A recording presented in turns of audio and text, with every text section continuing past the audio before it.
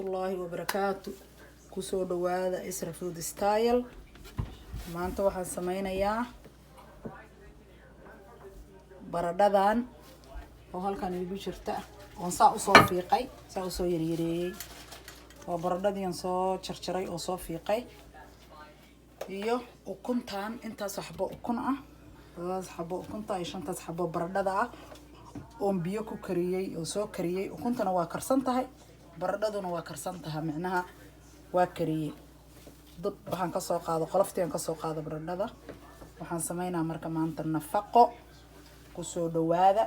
burkaana waxa weeye waa soo qastay food color yaraan ku soo darto waa bur aan qasay oo raba hadhow baradhada inta markaan isdhex geliyo inaan dusha ka mariyo haddii ilaahay idmo soo dhawaada hadde maanta waa inta daawasho wacan sidaan baradhadaana marka oo macnaha ii karsan waa jijibina intaan ku shubanaya waa qulbana soo diyaarsaday saxankan waa burburinaya saa u soo diyaariyay waa tan baradhadii waa jijibiyay saana u soo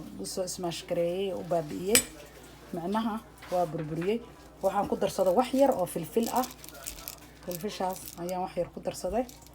iyo wax yar oo haruud ah iyo cusbo bas intaasaan ku dara kana markaan hadda waa ku duubayaa la socod wanaagsan waa inta sina labada ugu horeysa ama macnaha isla soconaynaa insha Allah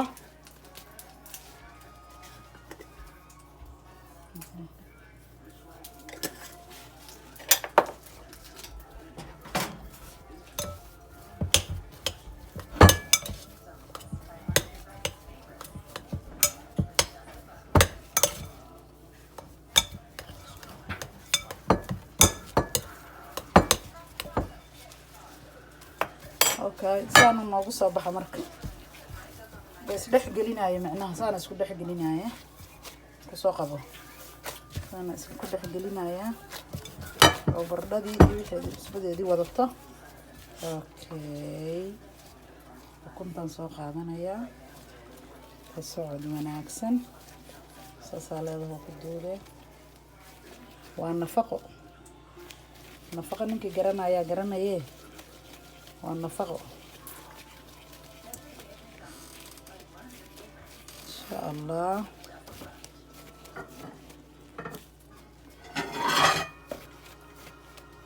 اوكي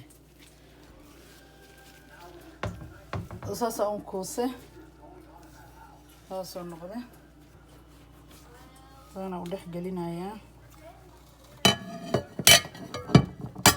اساسا وصارايا marka ما شاء الله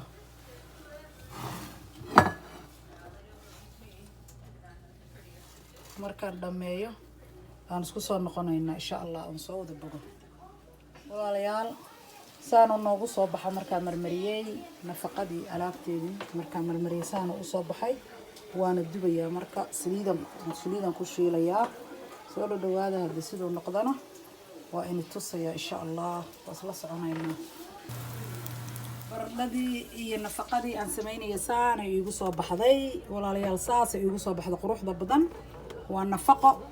baradhada wax yar oo waxaan ku dhibciyay food color ah saas igu soo baxday waa beautiful ka faa'iideysta